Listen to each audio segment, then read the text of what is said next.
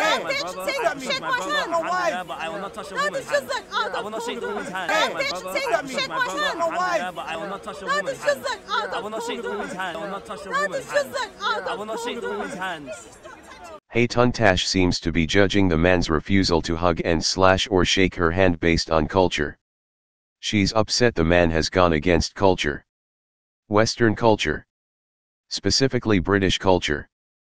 This is very odd as Hatun does not have a British accent. She is from Turkey.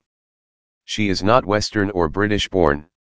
She does not seem like she has been here in the UK for a long time.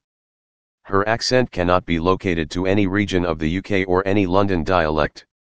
Hatun can drink all the Earl Grey tea she wants, but she is not fooling anybody here. Christianity has been part of British and Western culture for centuries. Perhaps Hatun's love for the culture in Britain and the West is the underlying reason why she is a Christian. In fact, Hatun's colleague, Lizzie Schofield, preaches to Muslims in Britain to accept Trinitarian Christianity in order to integrate better in British and Western societies. This is shallow thinking. One should not think like this. Before Christianity, the culture in Britain and Western Europe was paganistic. The British Isles and Western Europe have had a longer history of paganism than a history of Trinitarian Christianity. Currently, the culture in Britain is more secular and Britain is in a post-Christian period. If Hatun is consistent in her use of British culture, she would find the church to be against Western culture. But if she is adamant about using the culture here as a yardstick, then I guess Hatun is in favor of gay marriage. I guess she attends a church which allows female vicars. I guess she is okay with divorce and remarriage after divorce. I guess she is okay with boyfriend-girlfriend relationships. Intimate relationships before marriage. I guess she will never worship anybody who is not from a Western culture? But wait. Stop. Hold on. 1 second. Wait a moment. Trinitarian Christianity involves the worship of a man from the Middle East. Jesus was not a Westerner. Jesus was not a British. Jesus is a brown Middle Eastern man. Hatun is a brown Middle Eastern man worshipper.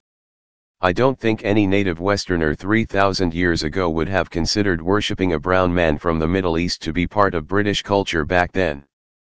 It was a pagan culture back then, but no pagan in Western Europe would have been worshipping a brown man from the Middle East at that time. It was not their culture. But culture has changed since then.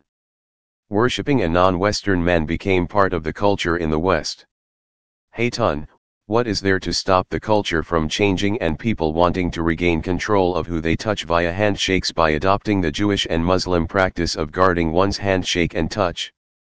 Would you move back to Turkey? Or would you, Hatun, follow the new culture and accept it as the right of the person to decide who he or she touches rather than being pressurized by the old British culture to touch a stranger in business meetings, parks, and interviews? Be alert to culturalists. Do not allow your love of a culture to influence your theology. Do not allow your desire to be accepted in Britain to influence your theology. Is Hatun a self-hater? Did she convert to Trinitarian Christianity to feel more British and less Turkish? To feel more accepted in society and accepted by her friends like Beth Grove, who, possibly, although I'm not sure, were teaching Hatun the English language when she was newer to London?